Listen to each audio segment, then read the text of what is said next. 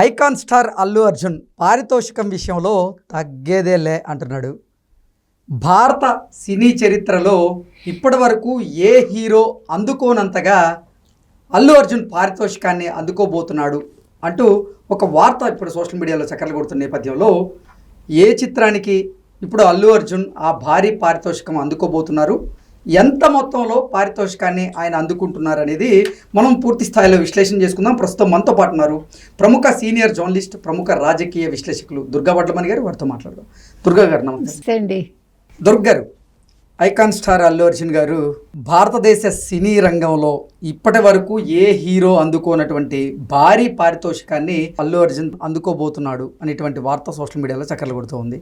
ఏ చిత్రానికి అల్లు అర్జున్ ఆ భారీ పారితోషికాన్ని అందుకోబోతున్నాడు, ఎంత మొత్తంలో ఈ పారితోషికాన్ని అందుకోబోతున్నాడు అంటే ఏం చెప్తారు? మీరు పుష్ప 3 అనుకుంటున్నారు కదా? కాదు అందరూ అనుకోవచ్చు, కానీ పుష్ప 3కి కాదు. ఎందుకంటే పుష్ప 2 ఒక రికార్డ్స్ని సెట్ చేసింది. అది సరే, ఇప్పుడు చావా కూడా చాలా రికార్డ్స్ని సొంతం చేసుకుంది అనుకోండి, అది వేరే విషయం. కానీ మన తెలుగు సినిమా చరిత్రలో కావచ్చు, లేదు భారతదేశంలో కావచ్చు, పుష్ప 2 అనేది ఒక పెద్ద హిట్. అది సంచలనమే అది చెప్పాలంటే. అంటే ఒక నెగిటివ్ క్యారెక్టర్ ఉన్న మూవీ ఆ రకంగా వసూళ్లు సాధించడం అనేది బహుశా చరిత్రలోనే మొదటిసారి, మనకు తెలియదు. అంటే అందరూ చాలామంది చాలా రకాలుగా కమెంట్ చేశారు. మెచ్చుకున్న వాళ్ళు ఉన్నారు, తిట్టిన వాళ్ళు ఉన్నారు, తిట్టిన వాళ్ళు కూడా సినిమా చూసిన వాళ్ళు ఉన్నారు, రకరకాలు. కానీ గతంలో కూడా ఈ రకంగా నెగిటివ్ క్యారెక్టర్స్ వేసిన వాళ్ళు, లేదు ఇట్లా స్మగ్లింగ్ క్యారెక్టర్స్ వేసిన వాళ్ళు రామారావు గారి దగ్గర నుంచి ఉన్నాయి. దేవుడు చేసిన మనుషులు, ఇలాంటి సినిమాలన్నీ మీరు తీసుకున్నారంటే చాలా క్యారెక్టర్స్ ఉంటాయి. అంటే దాన్ని కూడా మరి చూపించాలి కదా. ఇప్పుడు ఒక మనిషి ఎట్లా ఉంటాడు, పాజిటివ్గానే ఇలా ఉంటాడు, నెగిటివ్గా ఎలా ఉంటాడు అనేది చూపిస్తారు. మనం కథలు చదువుతాం కదా, రాక్షసుడి క్యారెక్టర్ లేకుండా మనకు ఒక పురాణ గాథలు ఉంటాయా? ఉండవు కదా. సో మీరు అన్నీ కూడా నెగిటివ్ కోణంలో చూడక్కర్లా. ఆ క్యారెక్టర్ని అతను ఎలా చేశాడు, ఎలా పండించాడో అంతవరకే మనం చూడాల్సింది. దాన్ని మనం ఓన్ చేసుకోకూడదు. ఎప్పుడు కూడా చెడును ఓన్ చేసుకోక్కర్లా. సో అటువంటి అల్లు అర్జున్ ఇప్పుడు ఇతనెవరు అట్లీతోటి ఒక సినిమా చేయబోతున్నాడు. అట్లీ ఇప్పటికి 6 సినిమాలు చేశారు. రాజారాణి నుంచి తీసుకుంటే మెర్సల్, బిగిల్, తర్వాత జవాన్, తర్వాత జాన్, బేబీ జాన్, ఇట్లా ఒక 6 సినిమాలు చేశారు ఆయన. మంచి ట్రాక్ రికార్డ్ ఉంది అతనికి. సో ఆ అట్లీతోటి ఇతను ఒక కొత్త సినిమా చేయబోతున్నారు. ఇంకా పేరు వెల్లడించలేదు వాళ్ళు. సో దానికి 175 కోట్లని ఫస్ట్ టాక్ వచ్చింది. ఆ తర్వాత ఇప్పుడు కాదు 200 నుంచి 300 కోట్లు అతని రెమ్యూనరేషన్ అని లేటెస్ట్ ఇన్ఫర్మేషన్. అంటే ఒక 300 కోట్లు ఇచ్చి ఒక డైరెక్టర్ ఒక సినిమా చేస్తున్నాడు అంటే అంటే ఇక్కడ 2 రకాలు. ఒకటి హీరో రేంజ్ పెరగడం, 2 అతనికి అంత మార్కెట్ ఉండడం. ముఖ్యంగా మార్కెట్ ఇక్కడ మనం అంటే ఒక హీరోకే 300 కోట్ల రూపాయల రెమ్యునరేషన్ పారితోషికాన్ని కనుక ఇస్తూ ఉంటే మరి ఎంత భారీ మొత్తంలో, ఎంత భారీ బడ్జెట్తో ఆ చిత్రం తెరకెక్కబోతుందంటారు? చాలా ఎక్కువ ఉండొచ్చు అండి. 2000 కోట్లు ఉంటుందా, 1000 కోట్లు ఉంటుందా మనకు తెలియదు. అంటే ఒక హీరోని వాళ్ళు అనుకుని, అంటే అతని రేంజ్ అంతలా ఉందా ఇవాళ, అంటే అల్లు అర్జున్ని నమ్మి వాళ్ళు 300 కోట్లు ఇస్తున్నారంటే, అంటే SSMB 29 ఏదైతే ఉందో దానికే 1000 కోట్ల రూపాయల బడ్జెట్ అంటున్నారు. అంటే దాని మించినటువంటి బడ్జెట్ అంతే కదా. ఇప్పుడు అల్లు అర్జున్ అట్లీ కాంబినేషన్ లో సినిమా రాబోతుందంటారా? అదే 2000 కోట్లు అన్న, అందుకే మనకు తెలియదు ఎగ్జాక్ట్ గా. ఉండొచ్చు. అంటే మీరు 300 కోట్లు ఇచ్చి ఒక హీరోని మీరు బుక్ చేసుకున్నారంటే అక్కడ హీరో స్టామినా ఏంటో మీకు అర్థమవుతుంది. రెండోది, ఆ సినిమా రేపొద్దున ఎంత వసూళ్లు సాధిస్తుంది, అంటే ఎంత ఘన విజయాన్ని అందుకుంటుంది అనేది వాళ్ళు ఒక రేంజ్ లో చూసుకున్నాకే అతనికి 300 కోట్లు ఆఫర్ చేసి ఉండొచ్చు ఖచ్చితంగా. ప్లస్ మిగతా మీరు చెప్పినట్టుగా మిగతా నటీనటులకు ఇవ్వాలి, సినిమా ప్రమోషన్స్ చేసుకోవాలి, ఆ సినిమా ఖర్చులే బోల్డ్ అవుతాయి కదా. సో ఇవన్నీ దృష్టిలో పెట్టుకున్నాకే వాళ్ళు సినిమా డెఫినెట్ గా అనౌన్స్ చేసి ఉంటారు. ఎట్ ద సేమ్ టైం ఆ హీరోకి 300 కోట్లు ఇస్తామని ఉంటారు.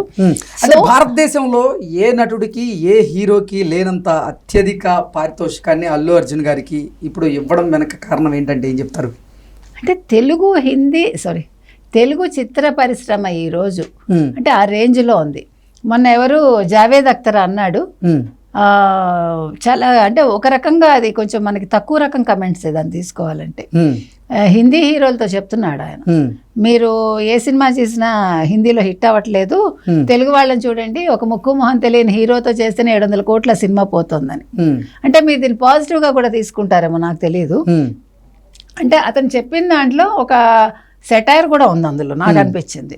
అంటే వాళ్ళ సినిమా సెటైర్లు వేసేవారే ఇప్పుడు తెలుగు చిత్ర పరిశ్రమలో కథల్ని, అంటే మనం ఇక్కడ మన హీరోలు తీసినటువంటి కథలు ఏవైతే ఉన్నాయో వాటిని అక్కడ డబ్బింగ్ చేసుకొని లేదా రీమేక్ చేసేటువంటి ప్రయత్నాలు అయితే చేస్తూ ఉన్నారు, దాని ద్వారానే హిట్లు కొడుతూ ఉన్నారు. ఖచ్చితంగా ఈ రోజు ఒకప్పుడు తెలుగు చిత్ర పరిశ్రమను ఎవడైనా చిన్న చూపు చూస్తుంటే ఈ రోజు ఆ తెలుగు చిత్ర పరిశ్రమ మీద ఆధారపడి ఒక హిందీ వాళ్ళు కావచ్చు, సౌత్ ఇండియన్ లాంగ్వేజెస్ వాళ్ళు కావచ్చు, మిగతా వాళ్ళు కావచ్చు, ఒక పాన్ ఇండియా సినిమా అంటే ఫస్ట్ మీకు పాన్ ఇండియా సినిమా ఎవరు తీసారో తెలుసు?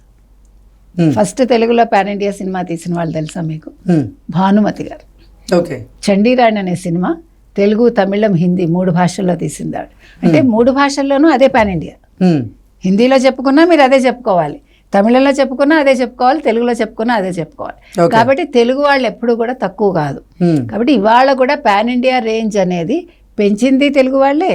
పాన్ ఇండియా సినిమా అంటే ఇలా ఉండాలని చూపించింది. మొట్టమొదటి పాన్ ఇండియా చిత్రాన్ని చేసింది మాత్రం ఒక మహిళ అంటారు, మహిళ. Yes, no doubt. సో నేను అనేది ఏంటంటే పాన్ ఇండియా అంటే వీళ్ళు ఏదో కొత్తగా వీళ్ళు కనిపెట్టలేదు. పాన్ ఇండియా ఆల్రెడీ తెలుగు వాళ్ళు ఎప్పుడో చవి చూపించేశారు. 1. 2 ఇవాళ మన సత్తా ఏంటో అల్లు అర్జున్ ద్వారా ఇంకోసారి ప్రపంచానికి తెలుస్తోంది. తెలుగు చిత్ర పరిశ్రమ గొప్పతనం ఏమిటి, భారతదేశంలో తెలుగు చిత్ర పరిశ్రమ స్థానం ఏమిటి, ఒక హీరో స్థానం ఏమిటి, ఒక హీరో ఒక సినిమాని ఏ రేంజ్కి తీసుకెళ్లి హిట్ చేయగలడు అనేది ఇవాళ అల్లు అర్జున్ ద్వారా ప్రూవ్ అవుతుందండి. అది అల్లు అర్జున్ అయినా మనకు పర్వాలేదు, ఏ తెలుగు హీరో అయినా మనకు ఆనందమే, అందులో ఏం డౌట్ లేదు. కాకపోతే బాలీవుడ్ లో కాళ్ళ త్రయం అయితే నడిచింది. అత్యధిక రెమ్యునరేషన్ తీసుకున్నటువంటి హీరోలుగా కూడా వారికి ఒక గుర్తింపు అయితే ఉండేది. అయితే ఆ గుర్తింపును తిరగరాస్తూ ఇప్పుడు తెలుగు చిత్ర పరిశ్రమలో ఉన్నటువంటి హీరోలు అత్యధిక పారితోషికాన్ని తీసుకుంటూ ఉన్నారు. ఈ నేపథ్యంలోనే ఇప్పుడు అల్లు అర్జున్ కూడా నెక్స్ట్ తాను చేయబోతున్నటువంటి ఒక చిత్రానికి 300 కోట్ల రూపాయలు రెమ్యునరేషన్ తీసుకోబోతున్నారు. ఏంటి 300 కోట్ల రూపాయల రెమ్యునరేషన్ ఒక హీరో కంటే? అది అసలు ఏంటి, హాలీవుడ్తో సమానంగా చూడొచ్చా దాన్ని? ఖచ్చితంగా కళ్ళు చెదిరే రెమ్యూనరేషన్ అది. చెప్పాలంటే వినటానికే చాలా ఇదిగా ఉంది కదా. అంటే ఇవాళ మీరు చెప్పినట్టుగా ఖాన్ త్రయం ఏలారు అనుకుంటే ఇవాళ ఖాన్స్ ఎక్కడున్నారు? కొద్దిగా ఇంకా అంటే షారుఖ్ ఖాన్ ఒకటే కొంచెం మార్కెట్ ఉన్నట్టుంది పూర్తిగా ముగ్గురులో చెప్పుకోవాలంటే. సల్మాన్ కి తర్వాత ఉంది. సరే అమీర్ ఖాన్ మళ్ళా ఏదో చెయ్యాలి, నేను చేద్దాం అనుకుంటున్నాను అంటూ కథలు చెప్పుకుంటూ మళ్ళీ వస్తున్నాడు. కానీ అమీర్ ఖాన్ మార్కెట్ అయితే తగ్గిపోయింది. ఎప్పుడు కూడా నోరు దగ్గర పెట్టుకోకపోతే ఏంటి అనేది భారతదేశం ప్రజలు ఎవరికైనా చూపిస్తారు. అట్లా అమీర్ ఖాన్కి చూపించారు. ఏ రకంగా ఏంటి, భారతదేశంలో ఉండడం సేఫ్ కాదని కిరణ్ రావు అంటోంది అని అన్నాడు కదా స్టేజ్ మీద. నువ్వు భారతదేశంలో సేఫ్ కాకపోతే వెళ్ళిపో, ఎవడు సేఫ్ కాదనుకుంటే వాళ్ళు వెళ్ళిపోమనండి.